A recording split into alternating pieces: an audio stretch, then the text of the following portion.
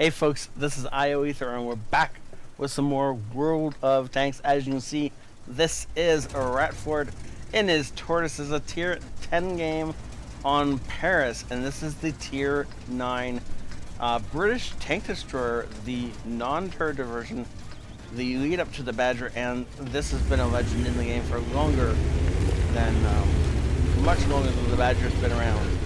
So if you wanted the Badger before it was the Badger, then you grab the Tortoise. And so yeah. So we're gonna pause the game right here because it's been requested that I show you an armor profile of the tank I described instead of just pointing at spots and being like, that's approximately what it is. So let's see if I can do this ultra smooth and like I know what I'm doing. That's interesting. So you guys can now see the armor profile, but of course I can't because I'm still looking at Wargaming. So if it's a little clunky as I do it for the very first time, we'll see if I can speed that up, maybe edit it, and but anyway, so this is the Tortoise's armor profile, so you can see what it looks like. So you just jump over to visual, you can see this is in fact the Tortoise, and you all have kind of a visual reference, so you can see so the parts that are in yellow are the best, or green's best parts to be shooting at. Obviously yellow's second best. That's what you'll find is the weak spot in most tanks, and then red is an orange, or orange is you might get through, but probably not much. Yeah, so you can see 47% chance of going through. And red is don't bother shooting it. And purple is hilarious. Don't bother shooting it. I forget what blue is. Blue might be not there. I think that's what blue is. Blue is it's not there. Don't worry. Don't count it as a hitbox. It doesn't do anything. Yeah, there we go. And so when you're looking at it from the front, don't be deceived by these yellow paneling. Because of the angle it's at, you can see it's actually 250 millimeters. Of course, it's 270 to 294 down here. So, it gets higher as you get closer. Up towards the top of it. Of course, where it's rounded, I forgot it's rounded, but of course it is, right? So the best place to be shooting this thing is the cupola. It's the only place you're actually going to go through it. Everywhere else in this tank is just the odds of going through this thing decrease severely once you, if your gun doesn't have 250 millimeters penetration. And even if it does, keep in mind this is completely 100% square, looking right at you. If it angles and then is pointing its gun at you, something like that, Can I lock this gun placement in place somehow? Apparently I can't. So tilted like this and looking at you, it can shoot you, but these angles are suddenly higher, and so you're looking at 270 to 280 to pen this thing. And this is still 250, so you can probably get through that assuming you have 250 pen. And this is up around 300. Suddenly this thing gets a lot harder to pen. Even the effective the effective armor up here goes up a little bit, and it just so whatever. the thing is though that if you can get right around the side, then you can just murder this thing like there's no tomorrow. The only issue with getting around the side of a Tortoise is the fact that this thing can traverse quite quickly, and so it actually fools a lot of medium tanks and will keep up with them in just traversing the whole tank while they try and get around behind it. Your best bet is to not be seen and shoot the cupola. And let's flip back to the game and see if I can do this all nice and smooth. Close enough. So if you guys enjoyed that, can I get a thumbs up so I can know to continue this kind of thing? I'm pretty sure there's at least one guy out there who's been harping on me to do this long enough.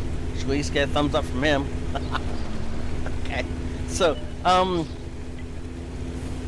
Obviously Radford, because he's so heavily armored, is going to be pushing down towards the normal heavy spot. Unfortunately, though, our heavies are taking the long way for some reason. I don't know why. I mean, I guess they're trying not to get shot from the middle, but there's apparently nothing in the middle. So all these guys took the long way for no reason. We had a meal there the entire time. Great, right? Okay, before we get started, as always, if you think this deserves the MVP award, then please do hit the like button.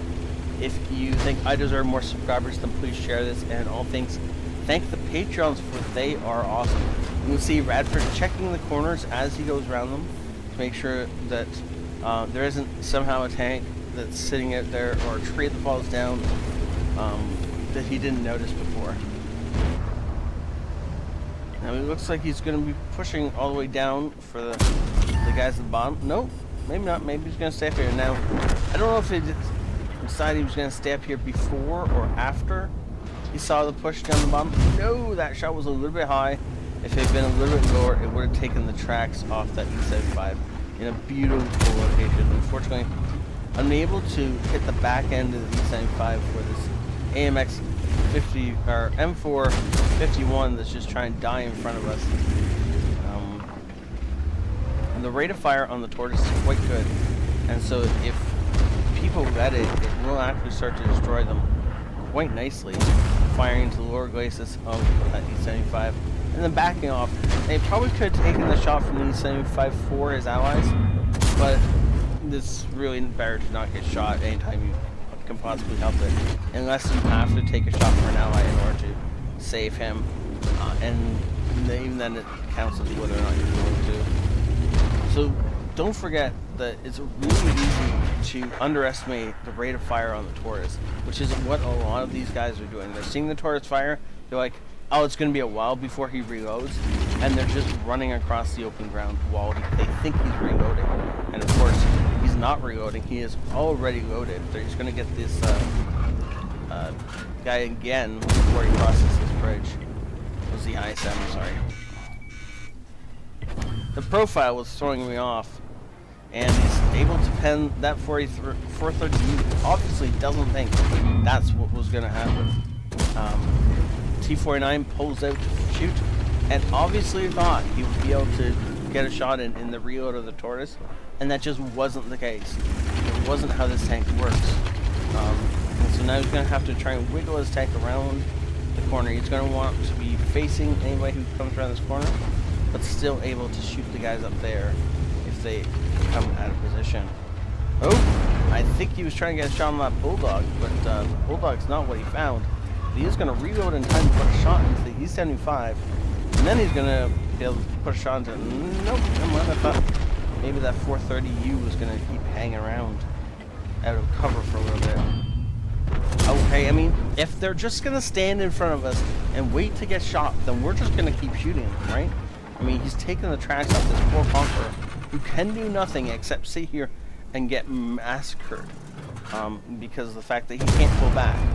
The Tortoise's rate of fire is so good that he is taking the drive wheel off that Conqueror again and again and again, and all the tracking damage that goes with it. Now, the Conqueror may have finally gotten enough time to pull back, but apparently it didn't take that time, or his parachute is just so bad that, yeah, he couldn't pull back in time. And now with 430U looking like it's being triple teamed up top, it should die, or it's going to push our 430U off, which is exactly what it does. However, the Emil gets it from up top. You notice Radford's not even... I mean, he's giving it attention, but he's not like trying to put his tank in a position where he can attack it. He's just wandering back towards his base, make sure the base is safe, and then take the quickest path towards the enemy, which is down this road. He's almost on 6,000 damage, sitting in one place, just letting tanks walk in front of him. And we're going to speed this up because he's nowhere near the opponents.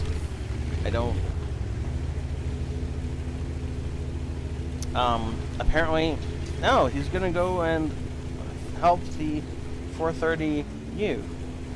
That's cool.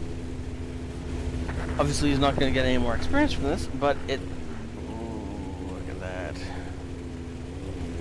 You can't touch him from the side. Or you can. Apparently.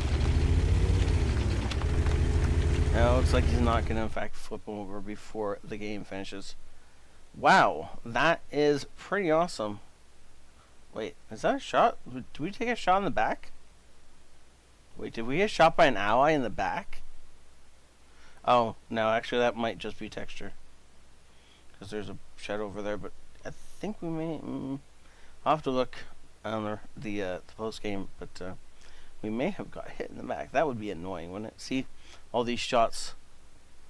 So, those are two different mounts that were aimed for our cupola. But because they didn't hit it square on right in here, they ricocheted off. Both of them hit a lot stronger armor than the 175 they're looking for, and they just ricocheted off into nowhere's land. Yeah, I guess it's actually possible that this ricochet hit, or this hit there, but I doubt it. I think that's actually two different shots that both did absolutely nothing. They were aimed for the proper weak point. You just missed the proper weak point. You can see all the APCR that came in on him. Yeah.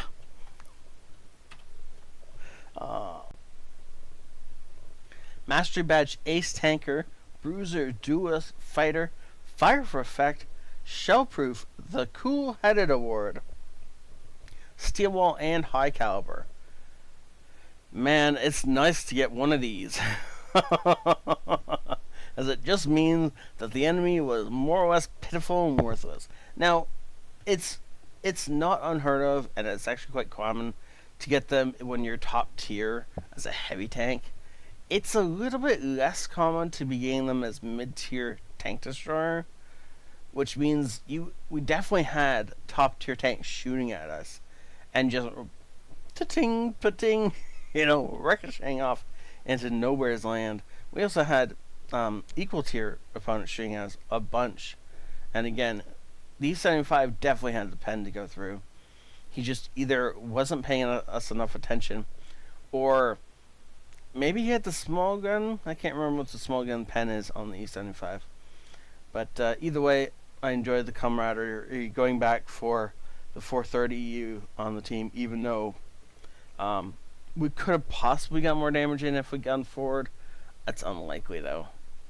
Which is probably exactly what was going through Radford's mind. He could help an ally, or he could drive uselessly for a couple minutes. So, it was a good game. Well played, sir. Can I get a thumbs up for the armor model? If you guys want to see this continue, then please give the thumbs up. If not, I will assume you guys don't care about this one way or the other.